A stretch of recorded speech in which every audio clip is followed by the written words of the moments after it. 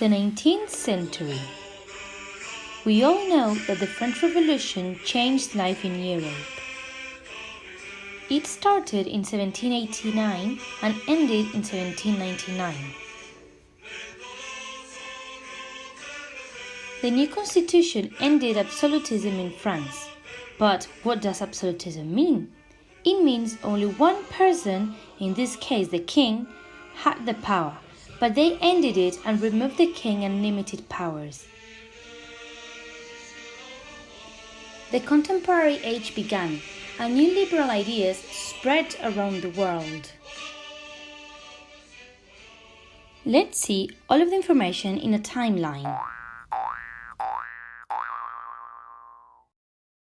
The French Revolution took place in 1789 and ended in 1799, as we said before. But just before the start of the French Revolution in 1788, Carlos IV became the King of Spain. You should all know that he wasn't interested in politics at all, so he decided to give all his power to the Spanish Prime Minister, who was called Manuel Godoy. Almost 30 years later, in 1807, Napoleon Bonaparte of France proposed Manuel Godoy to sign the Treaty of Fontainebleau. The Treaty of Fontainebleau, what is that? Let me explain it. The French Emperor Napoleon Bonaparte was extending his empire across Europe. He and Manuel Godoy, the Spanish Prime Minister, agreed to invade Portugal and divide it between their two countries. But what Manuel Godoy didn't know was that France had another objective. He used his alliance to achieve the invasion of Spain. Luckily, the son of Carlos IV, Fernando VII, opposed this agreement. Fernando VII was the one who successfully led the mutiny of Aranjuez in 1808 against Manuel Godoy. Carlos IV abdicated. This means he gave up his charge and made a formal statement saying he no longer wanted to be king, and Fernando VII, his son, became the new King of Spain.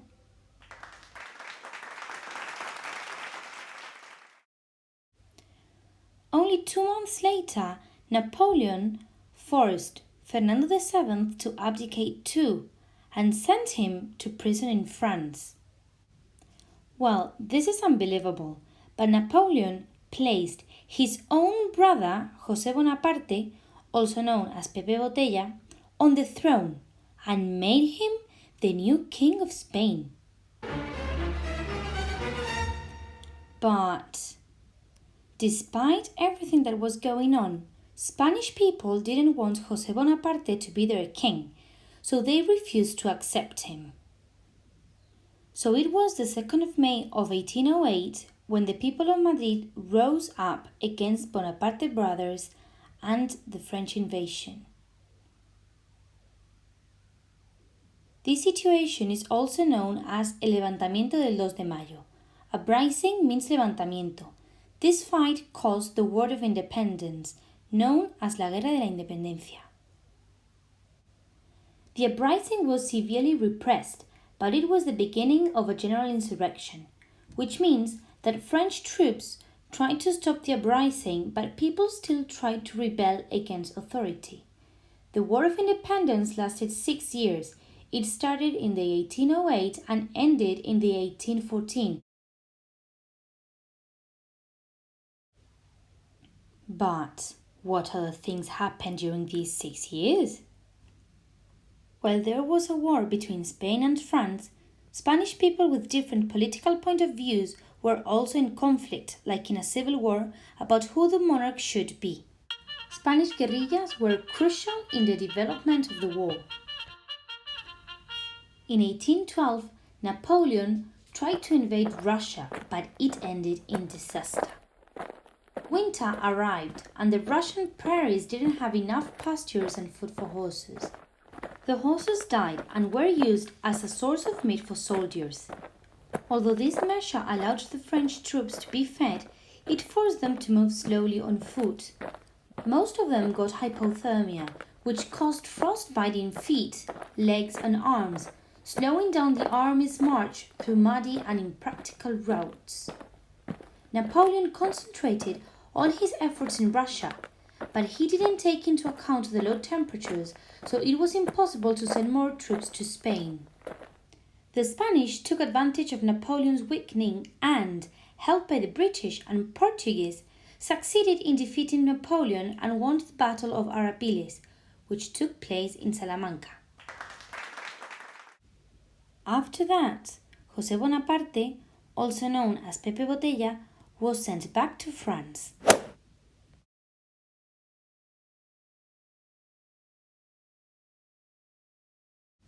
But a few months earlier, a group of deputies representing the Spanish people met in Cádiz to create a constitution.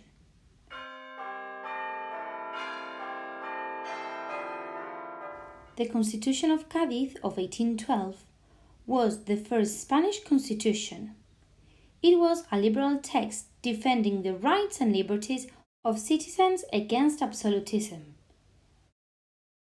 Due to the fact it was signed on the 19th of March, St. Joseph's Day, or Día de San José, it is referred to as La Pepa. But let me tell you more about the Constitution of 1812.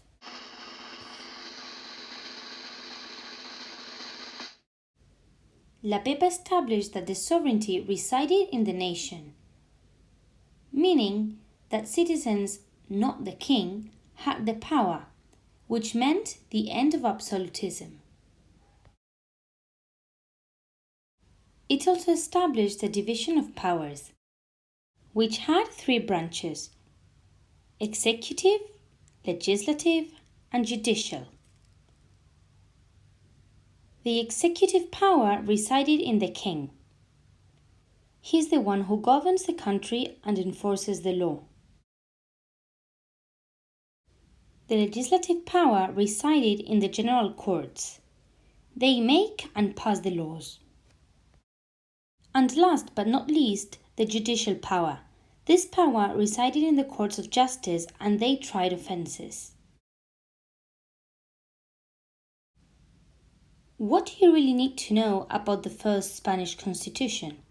It was a liberal text defending the rights and liberties of citizens against absolutism, which meant the birth of liberalism.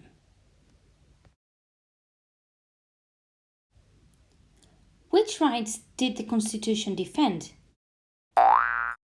The right to vote, although this right was only granted to men, not women, over 25 years old. The right to own a private property.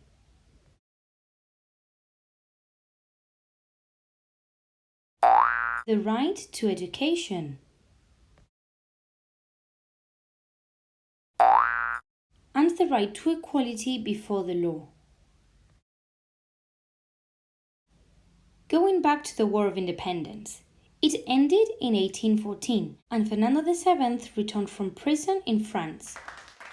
Most of the population was very happy to see him back in the throne because it meant the end of French rule. People in the upper class wanted an absolutist monarch again because it was convenient for them. So, despite the confidence Spanish people had in the king, Fernando VII abolished the Constitution of 1812 and made it illegal and restored an absolute monarchy in which he was the supreme authority. He ordered the persecution of all of his opponents, imprisoning and executing many, while others, like Goya, were forced to flee the country into exile.